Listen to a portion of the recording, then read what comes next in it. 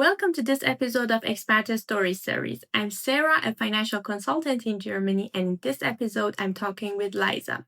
She's a German teacher and she talks about different challenges that expats face when learning German. If you would like to know that how much the German language can affect your salary, stay tuned. Hi, Liza. It's so nice to have you here today. I know that you're one of the different, we can say, type of the interviews that we're going to have because it's going to be about the German language and everything. But before we go into the details, I would love to know a little bit about you and also what made you become a German teacher. Yeah, so first of all, thank you so much for having me. It's a pleasure. So, yes, about me. My name is Lysa. I'm a native German, but also Portuguese. So, I have a German father and a Portuguese mother. And I'm 42 years old. And actually, my journey started with when I studied in university in England, where I studied. I already started to give, like, helping friends with some German, and I gave already some German lessons. But I actually started when I moved back to Germany. Okay, so I started not just teaching, but also translating and proofreading, because I recognized that a lot of people came from abroad and needed someone to help them to understand or to translate certain documents, or even for for language help, basically. And then I moved to Portugal, where I met my husband. And quite quickly he said to me, like, yeah, you're so good in this, you're good with kids, you're good with people explaining, so why don't you start teaching online? I said, like, okay, I should maybe try this. So yeah, so I started my journey with the online teaching, and I'm doing this ever since. Amazing. That's really nice. The story behind it, that's quite nice. How was your experience so far working with expats? Because I assume that most of your clients, it should be expats. Yes, most of them are. So I'm currently working with 12 people from abroad that live in Germany. But I also have some people that live in their home countries, but work with a German company. So, and they're probably moving then to Germany. So yes, I work with a lot of people from all over the world. And I can say I worked with over 35 people from different countries. So yeah, quite interesting. Amazing. That's really nice. Why do you think that so many expats struggle to learn German even after living here for a very long period of time? Mm. Well, most of the people, have the fear, German grammar and speaking German is not easy. It is something that you really have to focus on if you really want to learn it. So yeah, but I think most of the time is the speaking. So I have a lot of students that are actually very good in grammar, they are good in vocabulary, and everything that is theory. But when it comes to the practical stuff, people struggle a lot. I think that is like 90% of people's issue, and the grammar.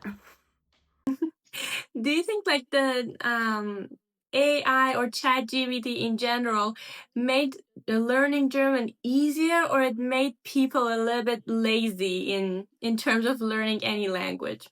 Well, that's a good question, because people really rely, or think they rely on those apps or ChatGPT, and actually, it doesn't help. It can help you, to when you have to translate something very easy, but it doesn't help you to live the normal life, in Germany. Because when you have a conversation with someone, let's be honest, you cannot take your chat GPT or your book with you and say, like, oh, just wait a minute, I'm going to check what I'm going to say.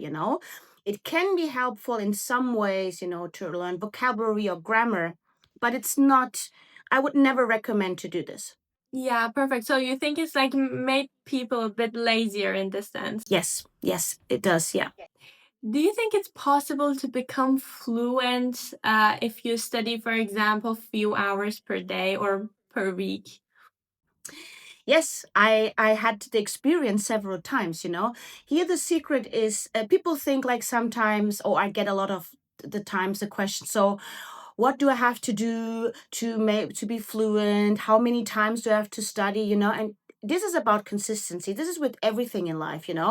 It's not about like doing like once a week or twice a week, 3 4 hours. The human brain is not even capable of remembering so many things. It is pretty hard. So what I always recommend is to like every day a little bit.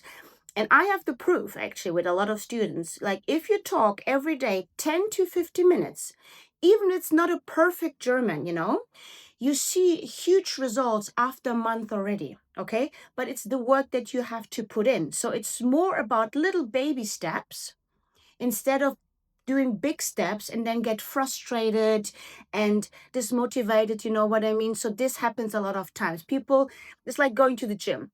You go to the gym at the beginning, you're motivated, you go every day, and then the second month you are tired, you don't see the results because you want to see more. So it is a little bit like step by step, and trusting in the process, and also trusting the work that you also do with the teacher. It's very kind of, it's in hand work. So I think that one of the important thing that a lot of people underestimate that, because they think, I had the experience by myself as well with the English and with the German language. When they start with the teacher, they think that the time that they put with the teacher is like the only time that they had to put in order to like get the result and everything. And outside of that, they don't put the effort to actually exercise more. And then after a while they give up and they think, okay, I had the teacher, um I put the time to show up to the classes, but no results. How was your experience with that? So yes, so a lot of people think, I have lessons now, I'm going to speak like very quickly. It's not this. We are here to help them. They have to put the work in, and then we are here to correct them, to help them to improve. So the actual progress comes outside the lessons. I always say to the students, if you talk every day for 10 minutes and even more, the better the more. So the more you expose yourself to the language actively. So I'm not saying like reading or writing. I'm talking about speaking, the better and the faster you improve. And it is also to say like, it really depends on the person you have. Because, I have to adapt my lesson to each person individually. So sometimes I have these people, oh, I have to speak in 3 months. Okay, so if you know that you have to speak in 3 months, the more you put yourself out there and, get out of your comfort zone, the more you progress. And it's like this baby steps. I always say to my students, rather do every day 10, 15, 20 minutes than once a week, 2 or 3 days, 2 or 3 hours, because it is not possible. And especially the older you get, the more difficult it is. That is why I also say kids learn so much quicker. It's like they're sponges. They learn it like from nowhere. And that is the truth. We are just here to support them, to help them, to talk to them, and to correct them. We are not here to um lie to them and say like, oh, you're going to be fluent in 1 month. This is not going to happen. Well, I had once a student that in 4 months really like, she like talked so good. She was like an A1, A2 student, and she actually did the C1 test. But she put the work in. She worked very hard. She had a goal. She wanted to go to Germany because she had like an interview. So they invited her to Germany. So she got it really going. But every day she did like every day a little bit, and even at the weekends. So 7 days a week, a little bit makes you better than once in a week, 3 hours. Exactly. I also had the experience. I had to do the oral exam in German, and it was like one of the hardest one. Then I was trying with my colleagues every day, so from 8 to 4, and then at the end of the day, I had a really bad headache, like all the day, because it was too much. But after 2 weeks, I was able to talk and I passed the oral exam at least. But I think it's really good that you put the effort like every day, 15 minutes, 20 minutes, work that in, but not put like few hours a day, because then you give up and you get disappointed and you get probably headache from my own experience. Exactly. And let's be honest, I speak German and I speak also other languages. And let's be very honest, German is not the easiest and the most beautiful language. Okay, so it is hard, and this is actually the first thing that people are afraid of. They say it's hard, it is difficult, it is not beautiful. It's not like a very beautiful sound like Spanish, for example, or um, other languages. But when you erase this block already in your head, everything is so much easier. And also when you get, when you live in Germany, get people like, that you trust, a friend or a colleague, and even if you start every morning to say hello, how are you doing, how is the family, I don't know, how is the dog or whatever. So you know use this, and it's actually funny. I had a person who asked me like, wow, but I cannot bother the people, so what can I do? No, you can bother the people. If you at least one person you will have there that helps you, that supports you. So just be nice and say like, listen, I really want to improve my German. Can you just help me a little bit? Can you help me to improve my speaking? And I promise you, everyone finds someone that will help besides me. Yeah, exactly. I remember when we talked the first time, you mentioned that there are a lot of sources in Germany that for people to use also freely to get to talk with different people. I would love that you mentioned the sources. Yeah. So besides obviously books, you have books and audios and stuff. But the most important thing, because I care about speaking. Because in my opinion, perfection comes afterwards. First you have to speak, even if it's wrong, For example, my mother is in Germany for over 40 years and she still does mistakes. She speaks very good German, but she still does mistakes. But that's not the point to be perfect. The point is that you feel, you know, part of the community, that you can communicate, that you can talk to people, to your neighbor, that you can go to a pharmacy. So, what is the best thing to do? You know, enter in a sport club. It doesn't matter if it's tennis, if it's football, there are a lot of communities that offer also for free sport clubs. um, Maybe if you have children, and you get connected to the parents, like get into this parents meetings, where you always find people that speak German. um, Go to Sprachcafés. There are Sprachcafés in Germany that a lot of other people that come from other countries um, can talk German with you, and you learn so much from other people, even it's from other cultures, and you have one thing in common. You want to integrate yourself into the community, and you want to feel welcomed. You want to feel, that you're part of it. So take all the resources you have. There's so much out there. You just have to look for it. Exactly. But you know that when in the process of learning language, it's not like the progress is not always as steady. It's like different depending on the time. Maybe in 2 weeks you feel no progress, and then after 2 months you feel like you had a pick. How you think we should stay motivated when we feel like we're not making any progress at the moment? Oh, that's a very good question. I think the most important thing is to keep it going and look for help. You're not alone with this. So, as I said, there are people out there that can help. So don't feel ashamed. Wanting to improve and to be better. Um, Actually, when a lot of people say to me like, oh, okay, I'm studying the book, I'm doing this, there's music. Like, I have actually a student, she told me today that there's a podcast and they have German musics, and they're also the text.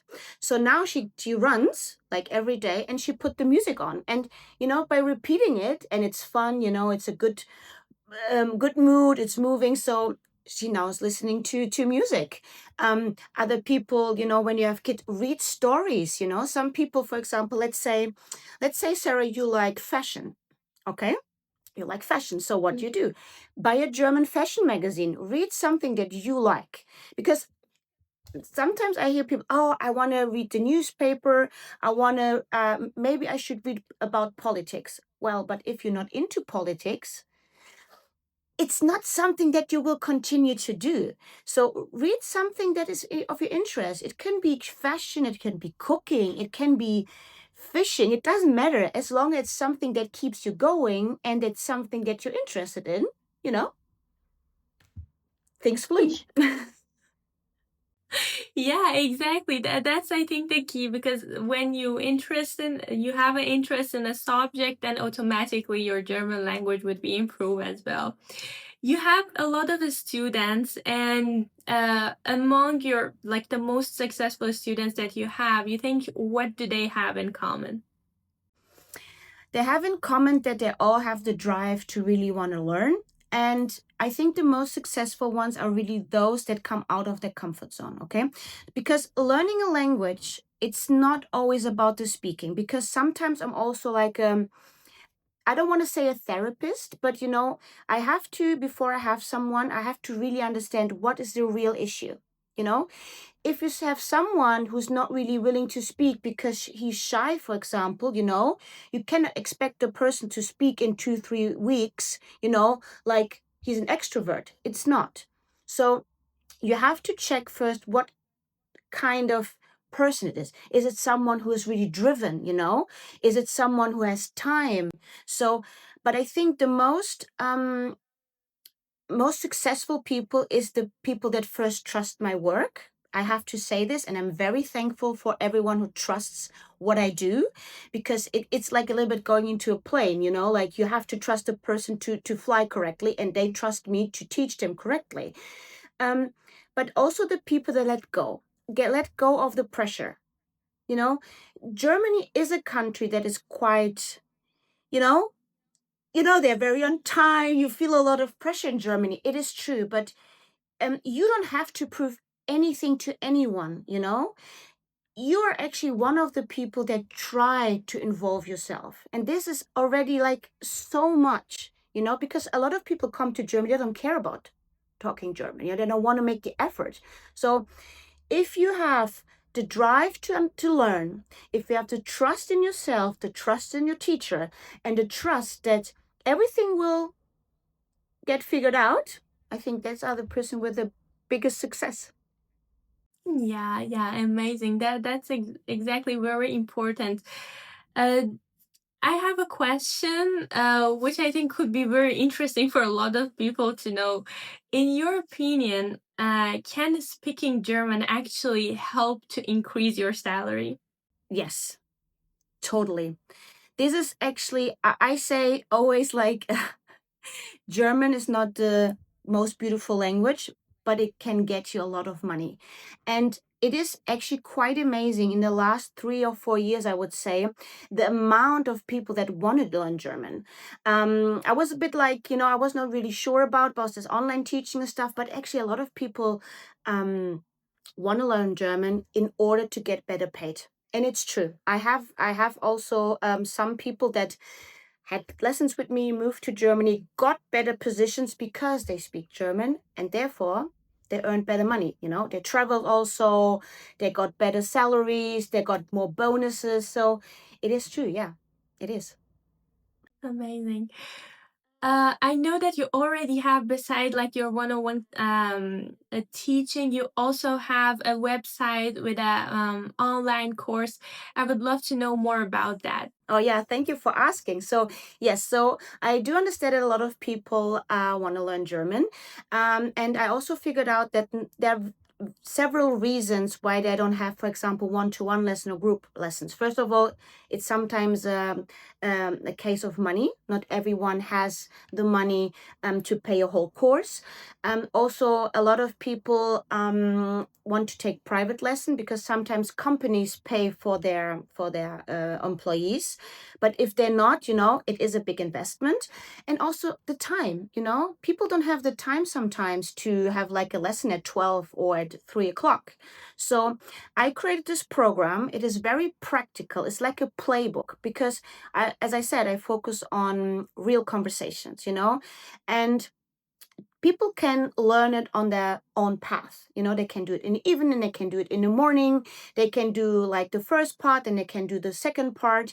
And it's actually 10 modules, and they're all about real life conversations, going to the supermarket, um, going to a pharmacy, going to check in an hotel, even a module for parents, when they have to go to their teachers, to the kids' teachers, and they are prepared. This is very practical. So the idea is to give them ready to go sentences and ready to go answers to be prepared. They don't have to think and look in other books, because this basically includes many books in one, and it's very practical. And you have sentences, you have audios where I speak, you have synonyms, because let's be honest, like life is not a script, you have to be prepared. Not every sentence is the same. And I just wanted to create something that is easy. And also inside this program, you have A1 to B2. It means if you, for example, A1, you can still be using a B1 or B2 sentence, So in the program itself, you can become better, more fluent, use more words. And I want to use really something practical that people like, take, learn, and be ready to go.